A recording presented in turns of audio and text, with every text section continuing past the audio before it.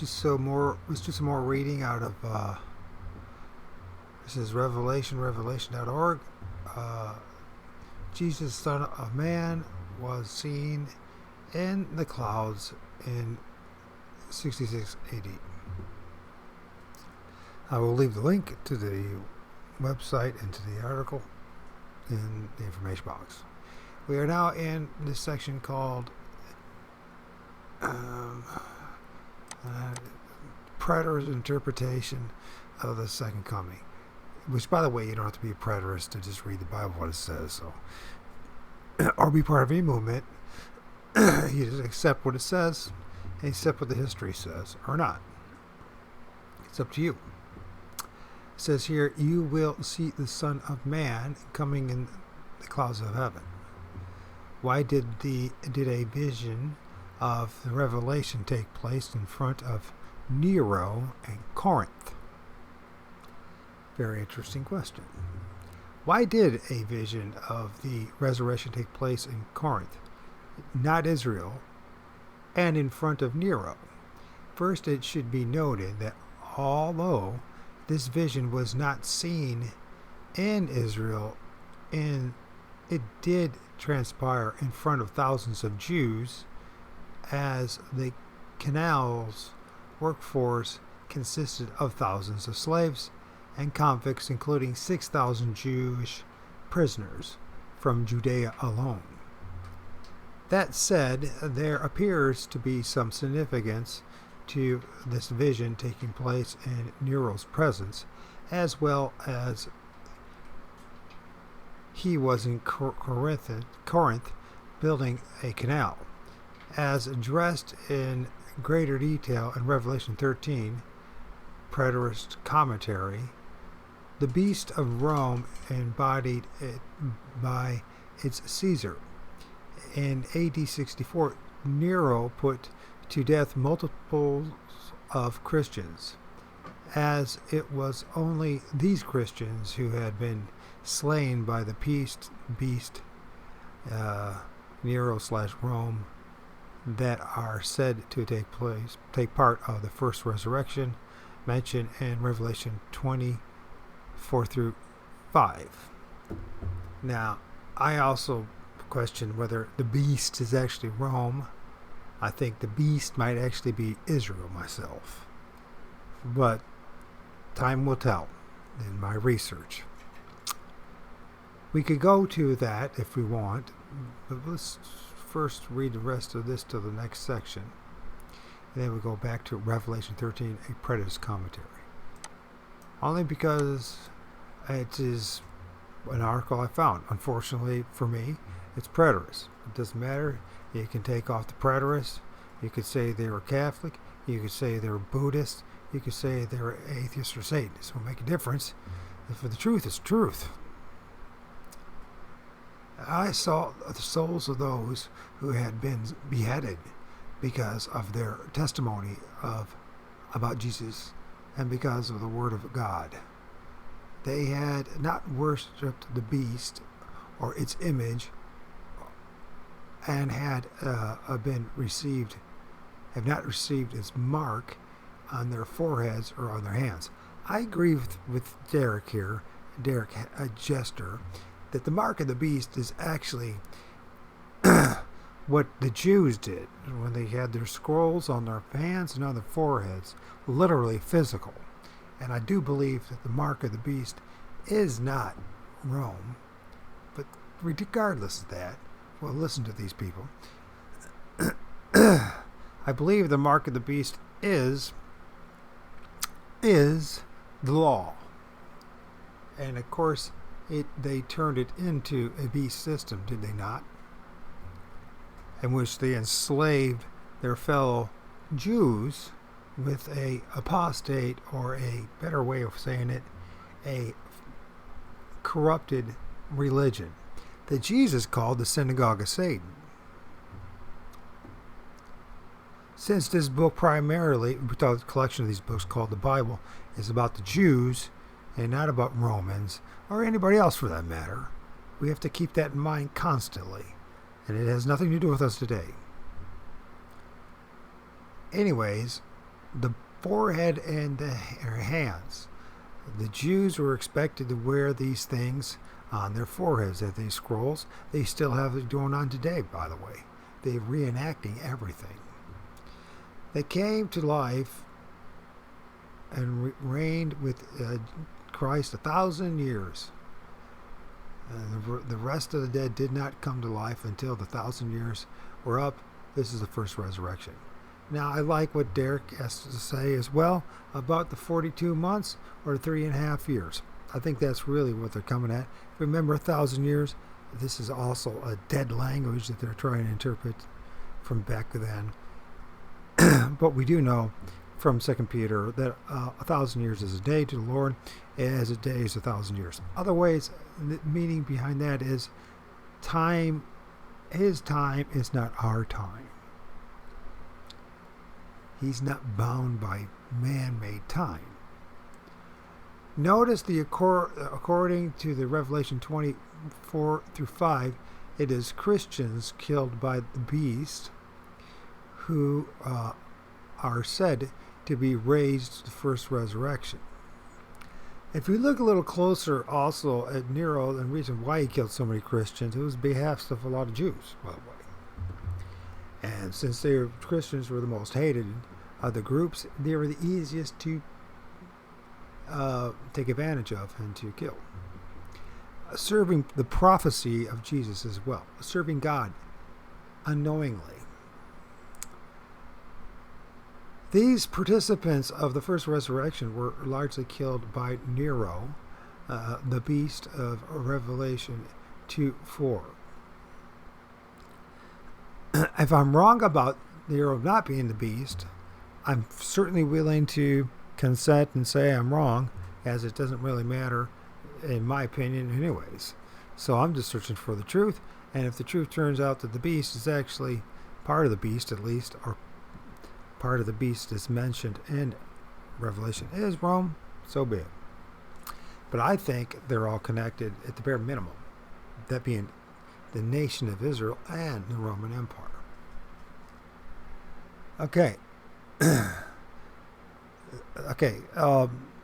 Caesar present to seemingly witness the saintly resurrection of those people he killed. That would be brilliant, and wow, that would be amazing poetic justice, wouldn't it? Therefore, the fact that it was Nero who witnessed this resurrection mirrors the precedent set in Revelation 11:5 through 12, and the verse and these verses, and it is where am I at? It is the persecutors of the two witnesses who are the ones who witnessed their resurrection and subsequent ascension. Now, the persecutors of the two witnesses cannot be Nero, because the two witnesses were killed in Jerusalem. By who? Jews. Who were they being persecuted by? By the synagogue of Satan. Cannot be Nero. This part doesn't make any sense to me. And this is the reason why I'm not a preterist, because I'm not going to be dogmatic about some occult, some group of people. This is how it goes. It's impossible. The two witnesses were killed where Jesus was killed, in Jerusalem, and what was called Sodom in Egypt, not in Corinth. So I don't know where he's getting with this. Maybe I'm jumping the gun here, but the same occurs at Corinth, as it was Nero who witnesses the resurrection of the Christian mirrored as it was the beast who killed the saints who were to be raised in the first resurrection according to Revelations 24 through 5. Now, maybe there's some kind of misunderstanding on my part, but it seems to me that, yes, Nero is used, manipulated by the Jewish elites and the powers that be, and a Jewish woman for that matter, to do what he did. That's saying he still was guilty for what he did. And yes, why not in the first resurrection that he would witness that himself? Also to condemn him. But that also did happen in Jerusalem as well. This is the first resurrection, let's remember. Although the woman did go out into the wilderness, right? They did leave, but they left. This is, he said 64 A.D., and they left a few years after that, when the Romans had were starting to encircle all of Israel. So that's something to keep in mind as well.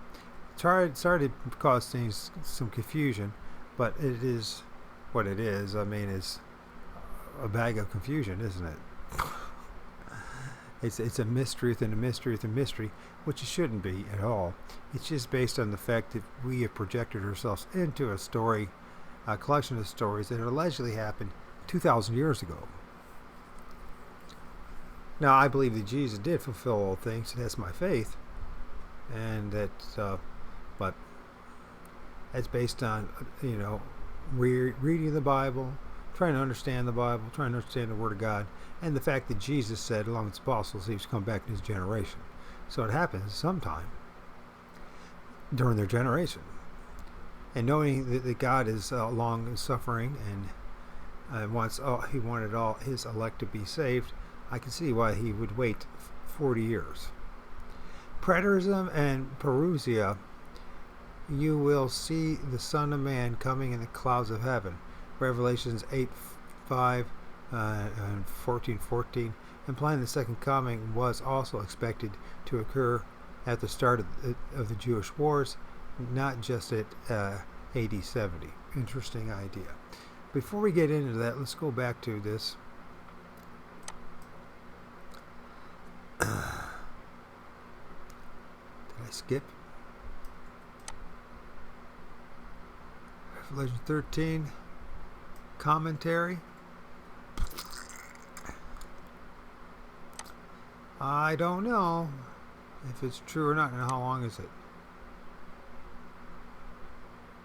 It's a long one.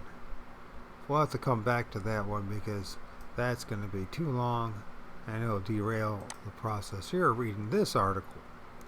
I understand not everything in this article is 100% but it does glean some light into the reality that something did happen around 66 AD to 70 AD. So we'll get back to that if I remember. So we have Revelations 8:5 and 14:14, implying that the coming was also expected to occur at the start of the Jewish wars, not just in AD 70. Above, I explained how the resurrection event witnessed in AD 66/67 appears to be the first resurrection of the martyrs prior to the general resurrection. Now he's changing. Now maybe I misunderstood the reading.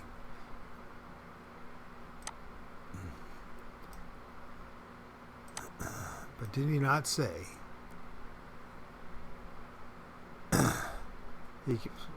So it's 64 AD. Nero put. Okay, maybe it's just that part of. Oh, I get what he's saying now. Please forgive me.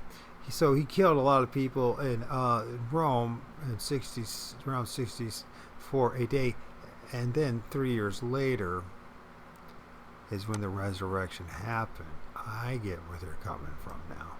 Stupid me. Should have read it first before I read it, but I got other things to focus on.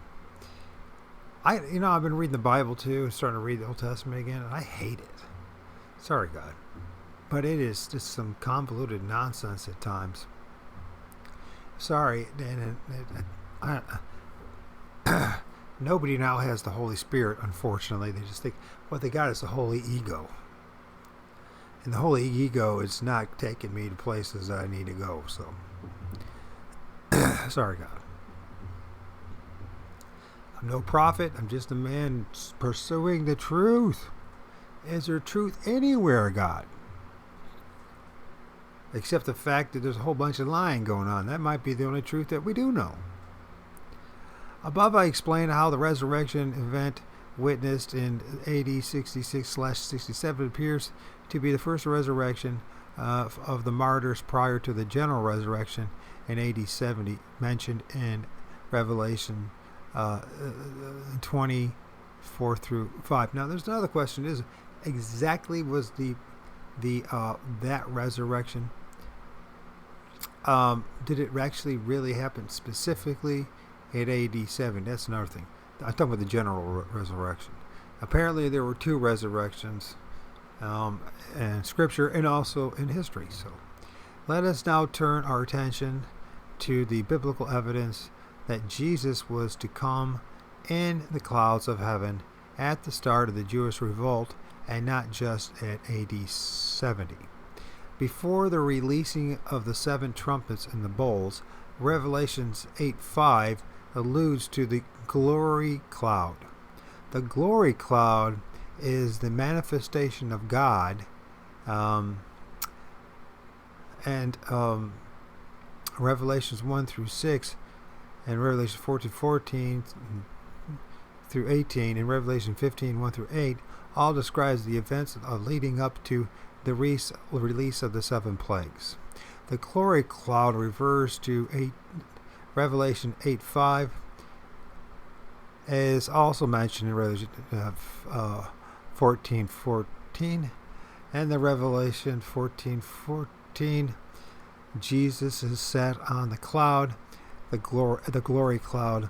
The fact that Christ is on the clouds in the glory cloud, according to Revelation 8:5 and 14:14. I wonder if this really specifically says that or not. Before the release of the 7 plagues points to a manifestation of Christ at the start of the Jewish war, and not just in AD 70 as commonly supposed. See how the thunder, rumbling, and flashing of lightning and earthquakes of Revelation 8:5 were fulfilled in the Jewish war, and what these signs suggest about the timing of the Parousia. So let's do some general research now. Let's go to Revelation 8:5. In fact, if we go 8:1 through 5. Over here.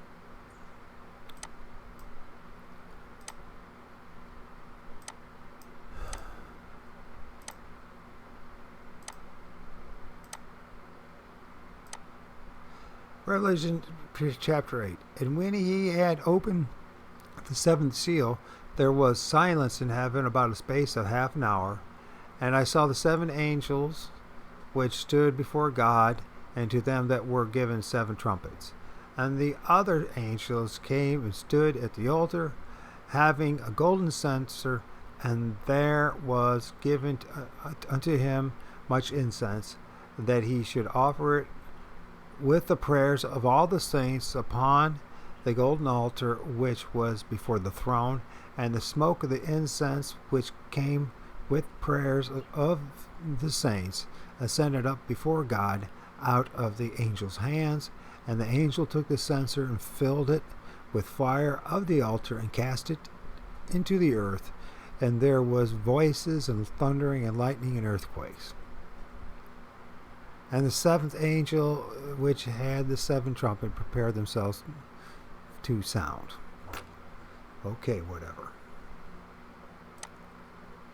And Revelation 14:14.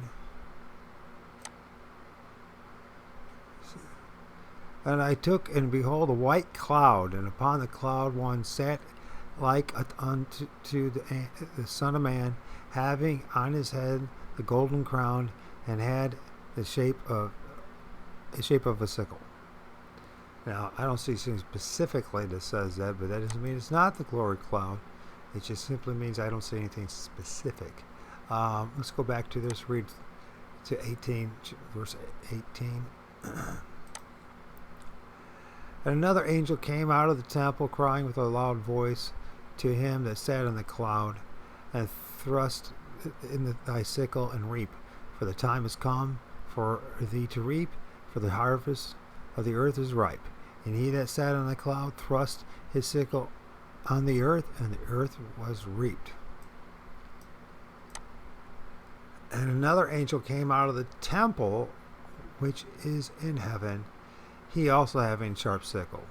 And another angel came out of the altar which had power over fire, and cried with a loud voice of him with a sharp sickle, saying, Thrust thy sickle, gather the clusters of the vine of the earth, and grapes are fully ripe.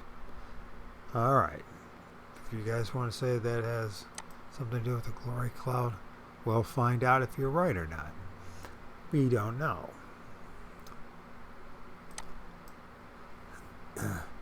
Preterism and the second coming explained, you will see the Son of Man coming in the clouds of heaven. And a careful comparison of the first horseman of Revelation 6:2 and Christ and the rider of the white horse in Revelation 19:11-14 implies that the riders are the same, because Revelation 6:1-8 transpires before the 7 plagues. This army of horsemen described in Revelation 11-16 must have also made their appearance at the start of the Jewish Revolution. Interestingly, the angelic army of horsemen was reportedly seen at precisely this time. And maybe we'll go into that again here.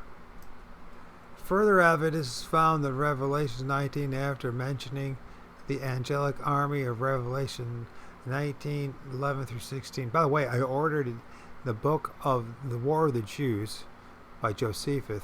It should be in the library tomorrow or sometime beginning next week, and which I'll attempt to read live if the typing is not too small, or the lettering, I should say, the font size.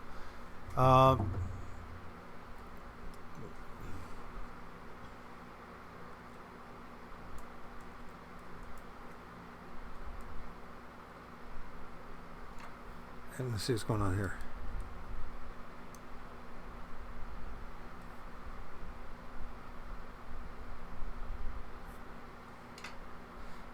Anyways, you can find Derek Jester every noon if you look up on TikTok, and he does 1, 2, 3 hours of answering questions and all that kind of stuff, which is really good of him to do that.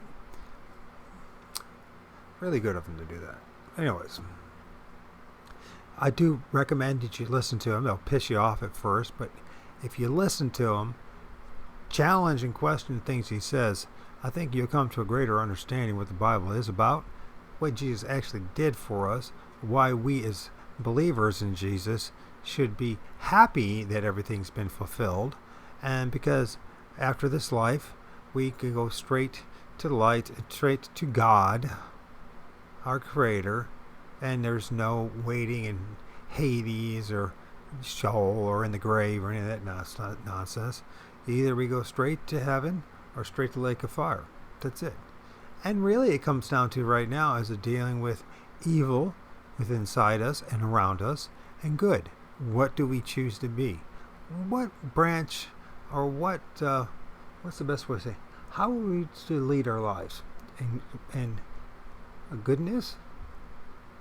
Not judging others, not being critical of others, not fearing death, but especially if you're doing what's right. If you're doing good instead of evil, why do you care if you die or not? It's the people who do evil that are worried about dying, right? Even when I was just 10 years ago, when I was, dealing with the years of recognizing the evil that was in me, and dealing with that, and then having to let go of it through Christ, and then just say, I just put my hands in you, God, that you have mercy on me. Yeah, I did a lot of evil things, but I don't know how many of those things God's going to recognize.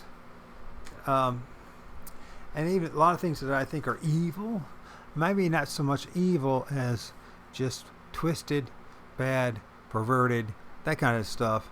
And it's based on survival, and battling dealing with our instincts. Most of my problems are just to do with sex and women, actually. And not necessarily mean the women are the problem so much as me and choosing why I choose women in the past. So that's another story. Anyways, the further evidence found in Revelation 19, after mentioning the angelic army, Revelation 19, 11 through 16, and Revelation 19:17, then mentions an angel calling to the birds of the mid-heavens, or the air, right? These birds in the mid-heavens appear to be more than just carrion birds. A similar prophecy is recorded in Matthew 24:28, wherefore there is the carcass, and there the vultures will gather. The word translated vultures in this verse also means eagle, and the national symbol of Rome, which was also the military flag of Rome, a Roman army carried with them in the battle. The calling of these birds in Revelation 19:17 appears to be a veiled call to the Roman Empire. Then the Revelation 19:19, we see the Roman Empire arriving to make war. Then I saw the beast and the kings of the earth and their armies gathered together to make war against the rider of the horse and his army. Notice, according to Revelation 19, Jesus' army on the cloud precedes the arrival of the Roman army. Interestingly, the army of angelic horsemen mentioned by Josephus and Tacitus above was seen about 6 months before the Roman army first arrived to begin the Jewish war under Sistitus, Gallus, and the 11th and the 12th Legion. I don't know if this is true, but you know what? It makes a lot more sense than most things that's out there in Christianity today, that's for sure. Parousia denotes the arrival of a conquering general, emperor, or high-ranking official into the city for an extended stay before they return to the capital and set in the seat of his throne.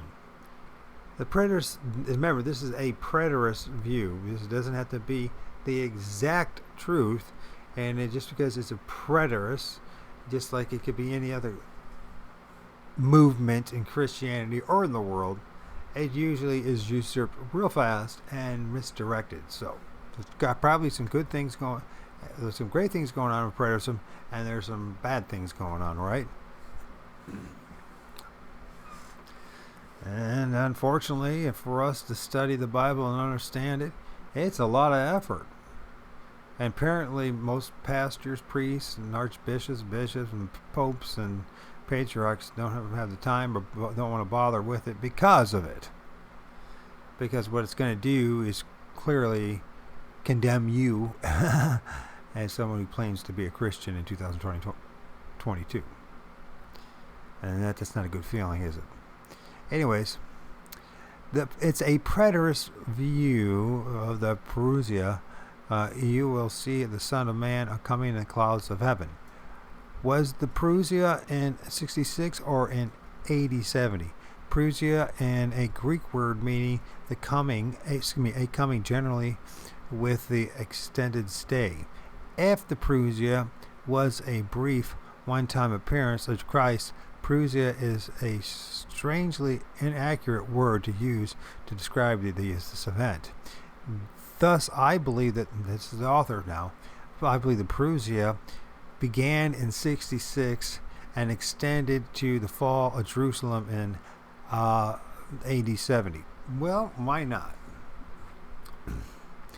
And we will find out and ask ourselves the fundamental question, or try to answer that fundamental question. Why not? Perhaps you might now be asking yourself, was the Parousia in AD 66 or in AD 70? This is the wrong question to ask. Parousia is a Greek word meaning presence or coming.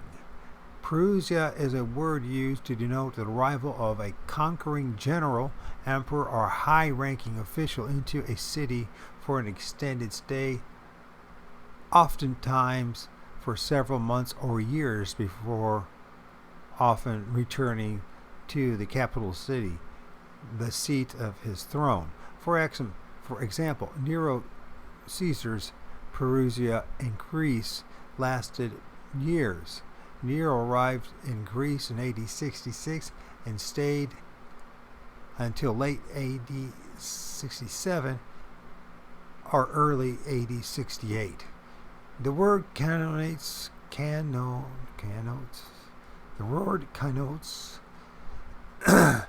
a coming or a extended stay or presence, as is illustrated by the way Parousia is also used in Philippians 2:12.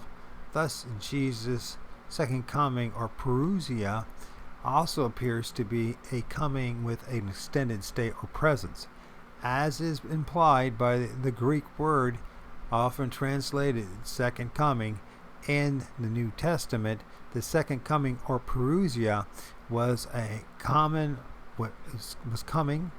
with a lengthy stay. Thus, I believe that the Parousia or second coming began at the very start of the Jewish war. In IR of AD 66. I don't know if I'm pronouncing it right, but it's AYYAR.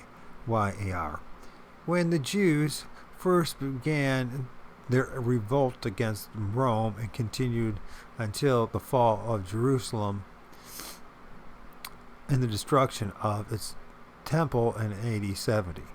Recall that it was also the very start of the Jewish revolt in AR of AD 66 that Jesus was seen approaching Jerusalem on clouds of heaven with his mighty armies.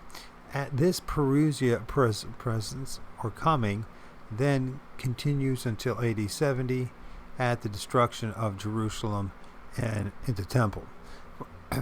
This is interesting. This is possible. This is interesting. It is possible both ways, but it's not true, or it actually is, right?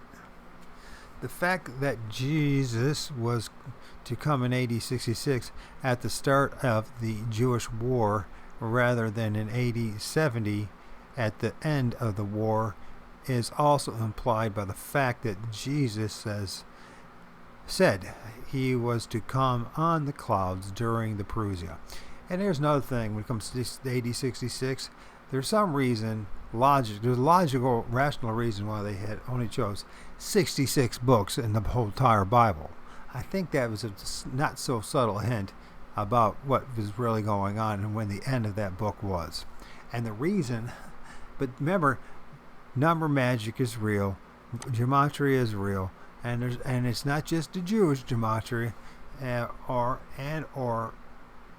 other priestcraft of our day or in the past that have used gematria.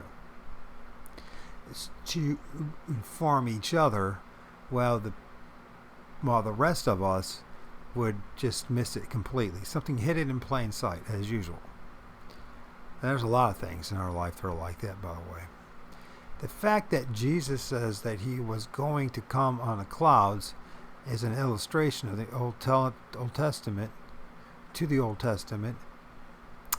It's not an illustration. It's an allusion to the Old Testament when God had come on the clouds in judgment on nations in the past, as was the case. For example, when God came on the clouds in judgment on Egypt with the Assyrians and Babylon in the Old Testament history, Isaiah 19. The fact that Jesus implied that he was going to come on the clouds suggests that he was also going to come in judgment. If Jesus was going to come on judgment, this implies that he was to come when the judgment began, not after it was already over.